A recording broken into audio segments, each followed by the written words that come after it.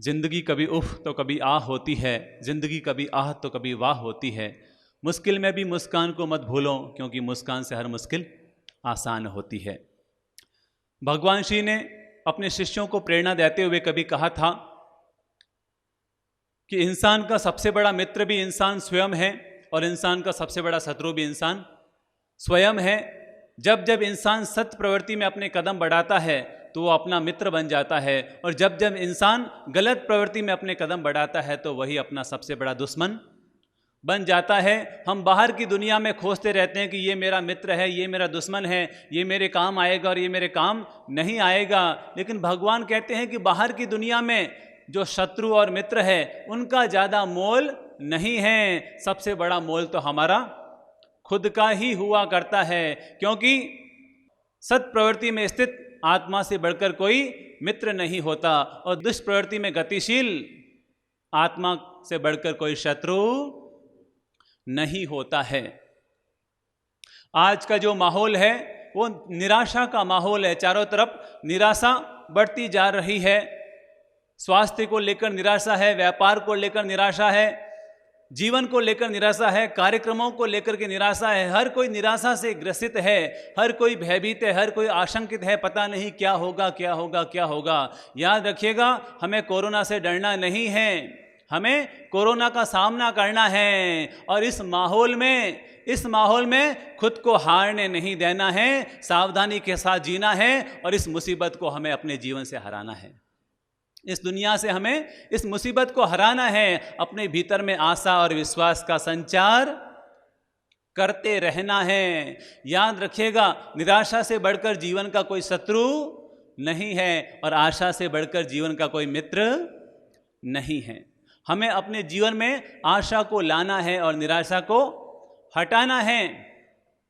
हमें सदा आशावान बनकर के जीवन को जीना चाहिए। जब जब हमारे जीवन में कोई दिक्कत आती है, परेशानी आती है, समस्या आती है, तो हम निराशा से ग्रसित हो जाते हैं और हमारे ऊपर एक भय ग्रसित हो जाता है। पता नहीं क्या होगा, पता नहीं कैसे होगा, पता नहीं मैं कर पाऊंगा कि नहीं कर पाऊंगा, पता नहीं मेरा क्या होगा। और इसी के चलते धीरे धीरे धीरे धीरे हमारे ऊपर डिप्रेशन हावी हो जाता है। डिप्रेशन हावी हो जाता है। अभी अमेरिका की घटना है, वहाँ पर एक परिवार में 2 लोगों को कोरोना हो गया और उन्हें हॉस्पिटल में एडमिट किया गया, और पीछे घर में एक आदमी, उसकी भीतर में ये भय सवार हो गया, पता नहीं अब क्या होगा क्या होगा क्या होगा क्या होगा। और वो भय भय भय में उसके ऊपर डिप्रेशन इतना हावी हो गया, इतना हावी हो गया कि उसने 15वीं मंजिल से ऊपर से कूद कर अपनी जान ही दे दी। जब जब हमारे ऊपर डिप्रेशन हावी होता है तो इंसान को ये संसार भी बड़ा कष्टकारी लगता है, बड़ा दुखदायी लगता है, और उसको लगता है कि ऐसा जीवन जीने से तो अच्छा है कि मैं इस दुनिया से चला जाऊं। इसलिए ये डिप्रेशन हमारा बहुत बड़ा शत्रु बन जाता है, निराशा हमारा बहुत बड़ा शत्रु बन जाता है। तो हमें इस निराशा को हटाकर आशा का संचार अपने जीवन में करते रहना चाहिए। अभी अभी हमने सुना था कि बॉलीवुड की एक घटना हुई और उसमें सुशांत राजपूत नामक एक एक्टर ने अपनी आत्महत्या कर ली। आपको मालूम है इसका सबसे बड़ा क्या कारण? डिप्रेशन। सबसे बड़ा कारण निराशा। मन में एक ही भूत सवार हो गया, पता नहीं मेरा आगे करियर बन पाएगा कि नहीं बन पाएगा, मैं आगे बढ़ पाऊंगा कि नहीं बढ़ पाऊंगा। और बस इसी बात को सोचते सोचते सोचते सोचते सोचते सोचते इतना डिप्रेशन हावी हो गया, इतना डिप्रेशन हावी हो गया कि आदमी ने अपनी जान से ही हाथ धो लिया। तो हमारे जीवन में भी ऐसे क्षण आते हैं, ऐसी स्थितियां घटित होती है कि जब हमारे ऊपर डिप्रेशन हावी हो जाता है, चिंता हावी हो जाती है, भय हावी हो जाता है, और उसमें हम इतने ग्रसित हो जाते हैं कि हमें ये जीवन ही हमारे लिए भारभूत जैसा लगना शुरू हो जाता है। इसलिए अपने जीवन में हमेशा अपने भीतर में आशा का संचार कीजिए, हमेशा अपने आप को अच्छे से मोटिवेट करते रहिए, ताकि कभी भी हमारे ऊपर निराशा का माहौल हावी ना हो। निराशा के 4 कारण होते हैं। नंबर 1 है माहौल। हम जिस माहौल में रहते हैं, जैसी सूचनाएं सुनते हैं, जैसी सूचनाएं पढ़ते हैं, जैसी सूचनाएं देखते हैं, जैसा माहौल होता है वैसे ही हमारे विचार हम पर हावी होना शुरू हो जाते हैं। अभी का जो माहौल है उसमें थोड़ा भय का माहौल ज़्यादा है। न्यूज़ देखो, व्हाट्सएप देखो, फेसबुक देखो, चारों तरफ नकारात्मक घटनाएं हमें सुनने को, देखने को, पढ़ने को ज़्यादा मिलती है। तो ये जैसा माहौल है वैसे ही हमारे ऊपर भी वैसा ही हाव भाव हावी हो जाता है और कहीं ना कहीं हमारे भीतर में भी निराशा आ जाती है। अरे पता नहीं क्या होगा, अरे कैसे होगा, मैं जीवित बच पाऊंगा कि नहीं पहुंच पाऊंगा, अरे मुझे कहीं रोग हो गया तो। आदमी रोग से कम मरता है और भय और निराशा से ज़्यादा मर जाया करता है। और दूसरा कारण होता है हानि। जीवन में कोई लॉस हो जाए, कोई हानि हो जाए, कोई घाटा लग जाए तो इंसान के ऊपर डिप्रेशन हावी हो जाता है। अरे पता नहीं मैं कैसे इससे निकल पाऊंगा, पता नहीं अरे मेरा क्या होगा, अरे कैसे होगा। मुंबई की घटना बताना चाहूँगा। एक सज्जन मेरे पास आए और उन्होंने अपने जीवन की घटना सुनाई कि आज से मैं 20 साल पहले यहाँ पर बिजनेस करने के लिए आया था, छोटा मोटा बिजनेस किया और फिर धीरे धीरे धीरे मैं गोल्डन की लाइन में चला गया और मैंने सोने चांदी का बिजनेस शुरू कर दिया। पहले किराए का मकान था, किराए की दुकान थी और धीरे धीरे स्थिति अच्छी हुई, मैंने घर की दुकान भी ले ली, घर का मकान भी ले लिया और मेरा बिजनेस बहुत ही आराम से चलने लगा। और पता नहीं 10 साल पहले क्या हुआ, मेरे दुकान में बहुत बड़ी चोरी हो गई, सारा माल चला गया और मैंने जो इतने साल तक मेहनत की सब मेहनत मेरी पानी में चली गई, सारी मेहनत पानी में चली गई। मेरा घर का मकान भी बिक गया, घर की दुकान भी बिक गई और ऊपर से कर्जा भी हो गया। लेकिन जब मैंने उन महानुभाव से ये सुना, लेकिन फिर भी उनके चेहरे पर बड़ी प्रसन्नता थी, बड़ा आनंद था, बड़ी शांति थी। मैंने पूछा इतनी बड़ी घटना घटी फिर भी आप इतने सहज और प्रसन्न क्यों हैं? तो उन महानुभाव ने कहा कि मैंने ये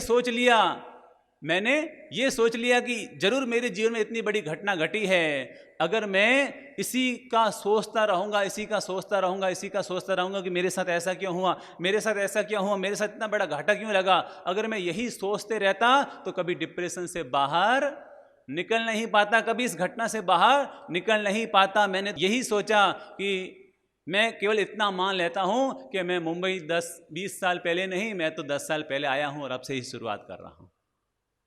बस मैंने जैसे ही ये सोचा कि मेरे भीतर का भय और निराशा का माहौल अपने आप ही मेरे बाहर चला गया।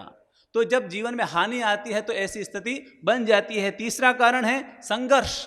जब जीवन में बहुत ज़्यादा संघर्ष आते हैं, हम बहुत ज़्यादा संघर्षों का सामना करने लगते हैं तो हमें धीरे धीरे लगता है कि अरे यार पता नहीं ये मेरे साथ ऐसा क्यों हो रहा है, अरे मेरा भाग्य खराब, मेरी किस्मत खराब, मेरे कर्म खराब। और जीवन में जब संघर्ष आते हैं तो इंसान डिप्रेशन में आ जाता है। पर याद रखिएगा, संघर्ष जीवन में कितने ही आए, हर संघर्ष के लिए इंसान को तैयार रहना चाहिए, क्योंकि संघर्ष में से ही एक दिन हर्ष का जन्म हुआ करता है।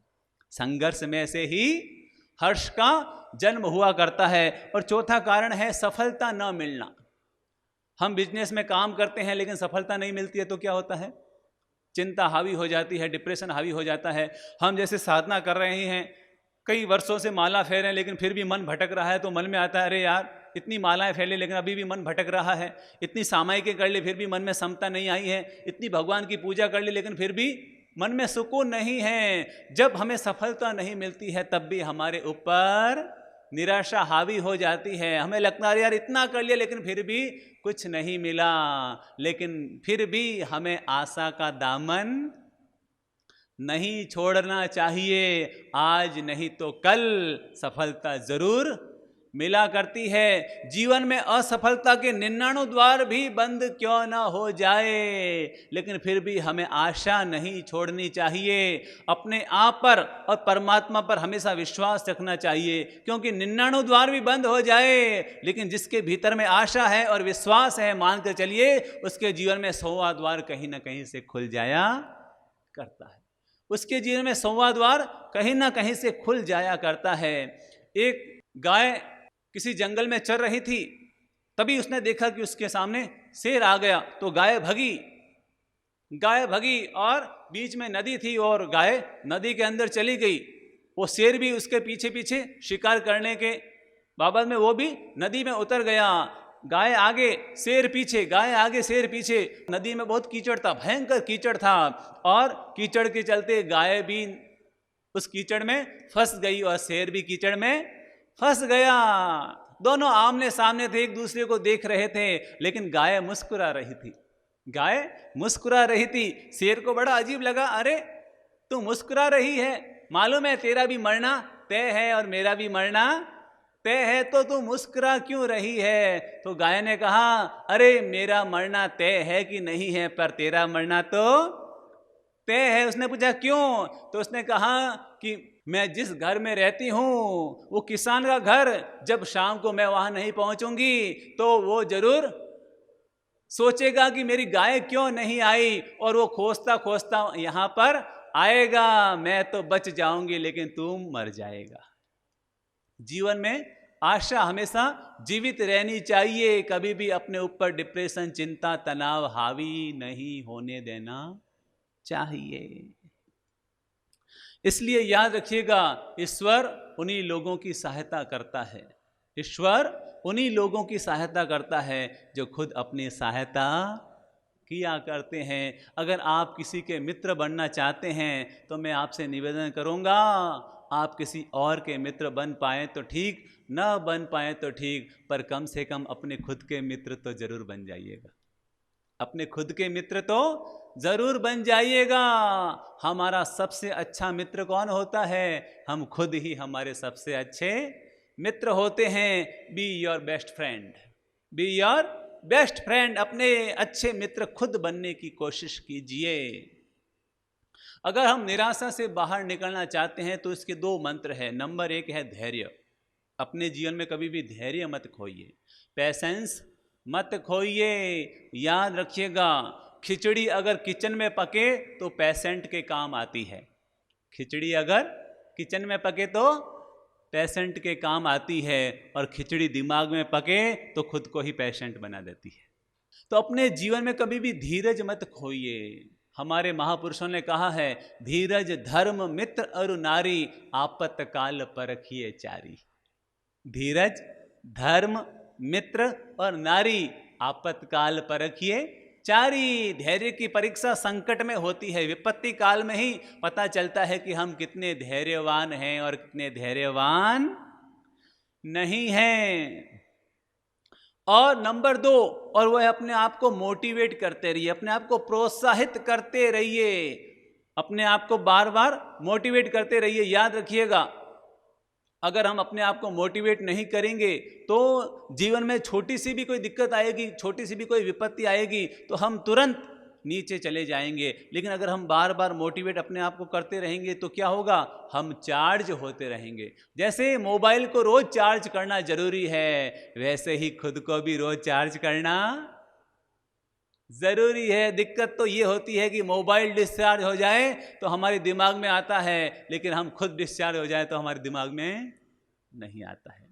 तो ये जीने की कला जो प्रवचन माला है, ये क्या काम कर रही है? बस हमें अपने आप को चार्ज करने का काम कर रही है। जीवन में याद रखिएगा, कोई भी परफेक्ट नहीं होता है, कोई परफेक्ट नहीं होता है। इसीलिए तो पेंसिल के साथ साथ रबड़ भी लगा होता है, पेंसिल के साथ साथ रबड़ भी लगा होता है। इसका मतलब है थोड़ा इम्प्रूव करते रहिए, थोड़ा खुद को मोटिवेट करते रहिए, थोड़े खुद में भीतर में उत्साह और आशा का संचार करते रहिए। परिस्थितियां कैसी भी हो उसका डटकर सामना कीजिए, परिस्थितियां कैसी भी हो उसका डटकर सामना कीजिए, क्योंकि याद रखिएगा, समय आने पर कच्ची कैरी भी आम बन जाया करती है। समय आने पर कच्ची कैरी भी आम बन जाया करती है। इसलिए ठोकर भले ही लग जाए, ठोकर लगकर गिरना ये बड़ी बात नहीं है, लेकिन ठोकर इसलिए नहीं लगती कि हम गिर जाए, ठोकर तो इसलिए लगती है कि हम फिर से संभल जाएं।